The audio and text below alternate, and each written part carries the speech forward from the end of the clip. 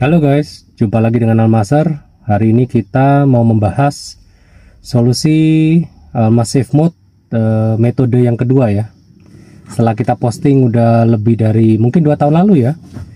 Untungnya banyak yang nonton dan banyak sudah yang tahu ya, dealer pun sudah banyak yang tahu untuk solusi Safe Mode. Sehingga banyak yang pemilik Almas itu tidak mengalami gejala-gejala Safe Mode yang mengkhawatirkan ya, ketika ditanjakan terutama. Oke. Nah, ini adalah alternatif opsi ya kedua. Kita dapat dari salah satu member kita di Almasar Sumatera Utara di Medan, Bro Steven, Almasar ID 350 ya. Jadi beliau mempelajari bahwa di beberapa mobil Jepang maupun Eropa yang menggunakan 2 kipas, nah seperti Almas kan juga menggunakan 2 kipas ya, itu kipasnya itu ketika AC nyala itu keduanya nyala bersamaan ya. Dan saya amati juga memang seperti itu. Nanti di video ini nanti akan ada video contohnya ya, bagaimana kipas itu keduanya nyala. Ada juga mobil yang memang pakai 1 kipas, yang memang hanya fungsinya 1 kipas ya nyalanya ya. Nah cuma karena Almas ini dua kipas, nah ini kan nyalanya berbeda-beda ya. Dimana AC itu kalau kita nyalakan kipas sebelah kiri dari posisi driver sekarang ya, kiri depan itu nyala. Cuma ketika temperatur 94 baru temperatur yang kipas kanan nyala. Nah dimana ketika tanjakan itu tidak cukup waktu ya untuk menurunkan temperatur panasnya CVT ya. Ketika panasnya CVT itu tidak cukup waktu untuk mengejar ya.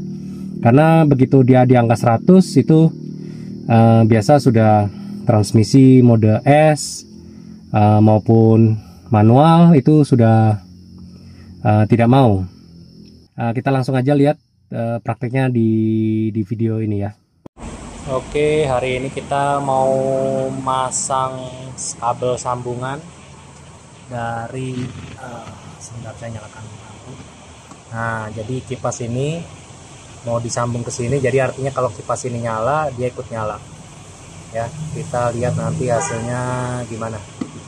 Nah kita harus ambil dari bawah ya, karena kabelnya ada di bawah, jadi harus merogoh ke bawah. Jadi pasang aja di tukang AC ini harusnya bisa.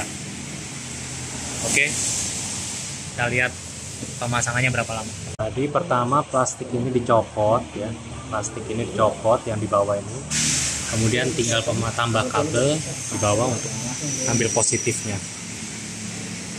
Nah, untuk kipas. Nah, ini ambil kabel dari sini ya. Nanti diambil port plusnya. Kita sambungkan ke sebelahnya. Jadi tidak ada pemotongan kabel ya. Hanya ngambil plusnya saja. Kita tambahan kabel sedikit buat ke kipas sampingnya. Oke, kipas ini kan mengikuti AC ya. Jadi kalau AC nyala dia nyala.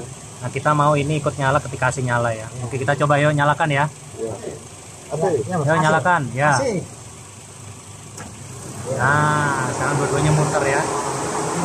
Nah, oke, sip. Oke, ini sudah selesai. Tidak ada motong kabel. Pengerjaan hanya 15 menit sudah selesai ya. Nah itu jangan lupa dicopot plastiknya. Sekarang kita kembalikan plastiknya ke awal ya. Oke, udah kita tinggal ngerapikan aja semuanya.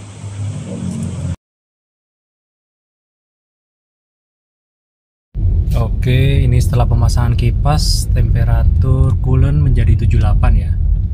Biasanya kalau lagi di tengah kota gitu dengan penggantian termostat yang baru tuh biasa sekitar 81.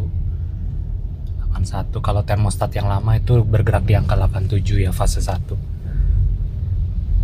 Sekarang ini dengan masangan 2 kipas nyala sekaligus, di coolant di sekitar angka 78 79, seperti bisa dilihat itu ya. Oke, kita lanjut lagi. Oke, sekarang kita ditanjakan yang biasanya temperatur 95. Kita coba sekarang bisa dapat berapa ya dengan AC dinyalakan. lihat temperatur maksimalnya. Biasa di tanjakan ini udah dapet 95 ya. Saat ini masih standby di posisi 87.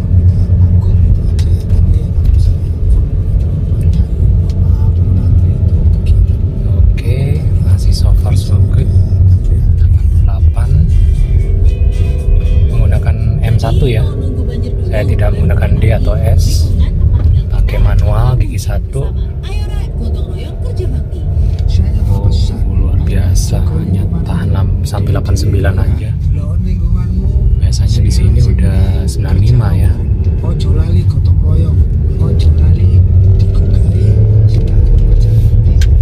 kanan 1. Turun 90. Karena ini sudah rada landai.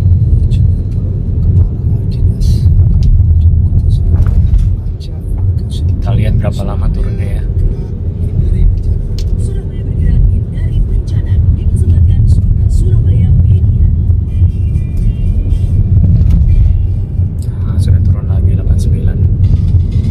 Bagus ya, so far so good. Oke, ini ada tabel dari touring Al-Master Sumatera Utara ketika itu touring dari Medan ke Binjai. Nah, ini ada jam-jamnya, ada 2 halaman, cuma ini saya diskusi halaman 1 aja ya. Nah, ini bisa kelihatan dari fasenya, ini tabel fase 1, juga ada yang non bypass artinya belum masih standar ya, dan bypass yang artinya sudah kipasnya sudah disambung. Dan ini fase 2. Dan terakhir fase 3 atau RS Pro. Nah, kita bisa lihat contohnya ini Bung Jinhai. Ini rata-rata temperatur ini 80-an semua kepalanya ya, depan. Dan dimana di RS Pro meskipun sudah ada pembaruan sistem, ini sudah sampai ada 96 dan 97. Jauh sekali ya. Nah, ini no bypass juga ada sampai warna merah seperti itu. Jadi kalau kalian perlu tabelnya bisa tinggal message saja ke Al-Master, nanti kami akan kirimkan tabel yang hasil touring Medan ke Binjai dari Al-Master Sumatera Utara. Luar biasa. Oke, ini di HRV kita coba ya, nyalakan, dipakai 2 kipas juga. Oke, coba nyalakan. Oke, kipas belum nyala dua-duanya. Coba sekarang AC. Kipas AC nyala, langsung dua-duanya muter ya, dua-duanya muter, high fan, low fan nyala semua.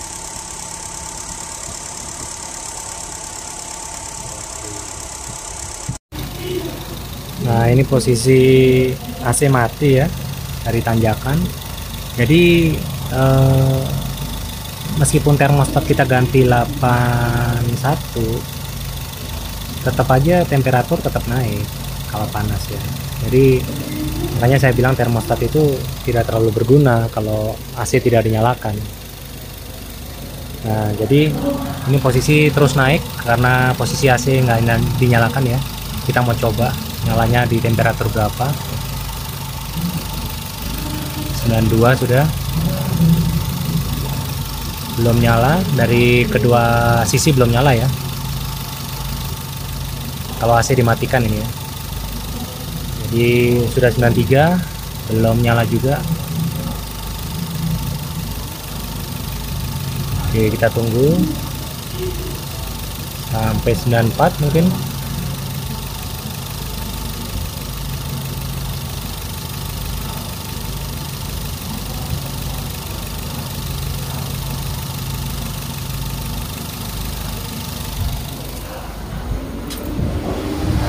Kedua kipas nyala, 94 ya, 94 baru nyala. Turunnya cukup cepat sih ini. Kita lihat berapa lama ya turun.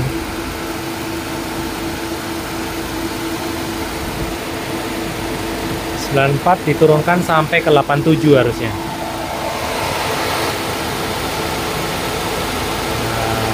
Oke. Nah, ini kipas sudah mati. Nah, ini suaranya kedengaran mati ya. Cepet ya. Nah, nyampe 30 detik harusnya ya. Oke, dari beberapa cuplikan itu memang banyak berefek ya.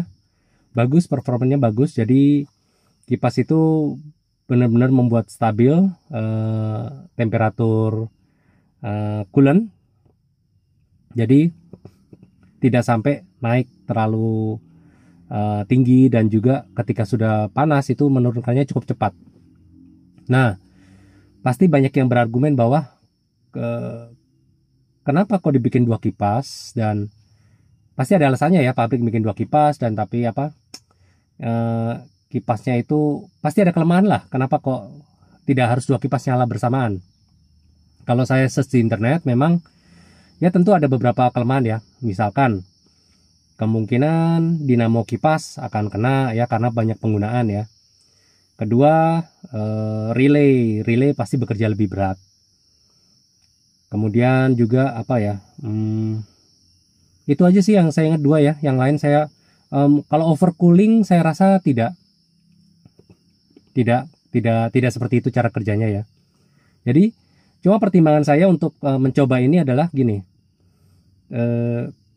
Meskipun kita kemungkinan besar kena di relay maupun dinamo, itu adalah biaya yang tidak terlalu mahal ya untuk di replace. Nah, sedangkan apabila memang posisi kita banyak touring atau istilahnya jalan ke daerah tanjakan yang banyak sering kena safe mode, ini risikonya kena di transmisi ya. Transmisi itu gimana ya? Temperatur olinya sangat panas dan dipaksa bekerja terus-menerus seperti itu sangat memperpendek umur transmisi, dan satu transmisi itu mahal ya. Itu sampai mungkin 70-an ya, mungkin ya. 30 atau 70 ya, nanti saya cek lagi ya ke dealer. Jadi untuk biaya cost yang kita korbankan untuk suatu dinamonya kipas kalaupun rusak maupun relay itu cost yang murah dibandingkan kita kena CVT-nya. Meskipun kita sering ganti oli CVT tiap 20.000, tetap aja ketika proses panas itu ya sudah kena lah istilahnya, part itu pasti udah pasti ada yang terkorbankan dengan temperatur segitu. Oke. Jadi itu pertimbangannya. Kemudian juga mengenai termostat. Nah, ini banyak juga pertanyaan. Solusi dulu termostat tuh kalau diganti yang fase 2 pakai yang 8 berapa tuh? 81 ya? Apa 85? 83 lupa saya. Itu pun tidak terlalu berefek. Kenapa? Karena ketika termostat itu bekerja di angka 81 misalnya ya, itu untuk mengejar ketika tanjakan. Ketika sudah panas tetap panas, nggak bisa. Bukan itu solusinya sebetulnya. Ganti termostat tidak akan ngefek. Juga kalian tidak perlu mahal-mahal sampai pasang CVT cooler, dan bukan solusi yang, menurut saya bukan solusi yang tepat banget sih. Cara bekerja termostat kita ketahui bahwa mobil itu optimal ketika ada temperatur tertentu, panasnya tertentu ya, baru dia bekerja secara bagus mesin itu. Jadi termostat itu baru membuka klepnya di angka yang sesuai tertera di tutupnya itu. Kalau yang fase 1 itu ada tulisannya 87, yang fase 2 mungkin 81 ya. Itu dia akan buka klepnya sehingga ketika temperatur coolant sudah mencapai angka tersebut, baru terjadi perputaran ya, sirkulasi dan pendinginan.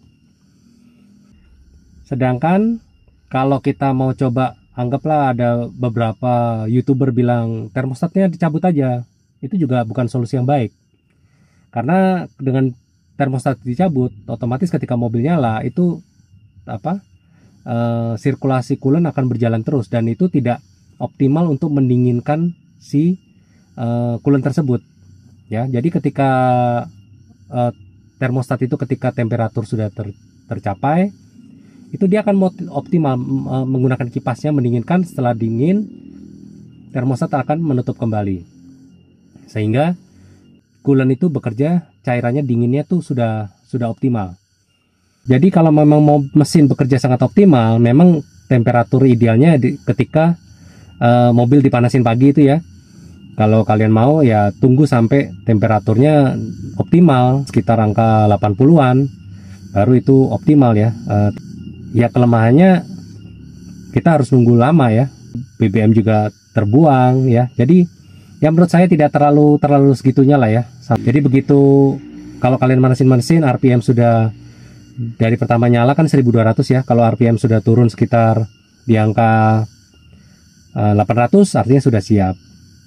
Saya harap ini juga menjadi solusi buat baik fase 1, fase 2 maupun RS, karena saya juga mendengar di RS pun ada kejadian serupa yang tidak kuat nanjak ya. Meskipun di RS sudah ada perbaikan ya, jauh ya, di bagian tempat CVT-nya itu sudah lebih tebal, jadi untuk sirkulasinya lebih banyak, jalur-jalurnya juga ada perbedaan. Cuma sistem kerjanya sama, pakai 2 kipas itu, dimana kipas kedua ya baru berjalan sesuai seperti fase-fase sebelumnya di angka 94 ya. Jadi itu aja, saya rasa bisa dipertimbangkan solusi ini dan dicoba, mungkin akan menjadi solusi yang simple dan murah meriah. Oke, itu aja, sekian dari Almaster.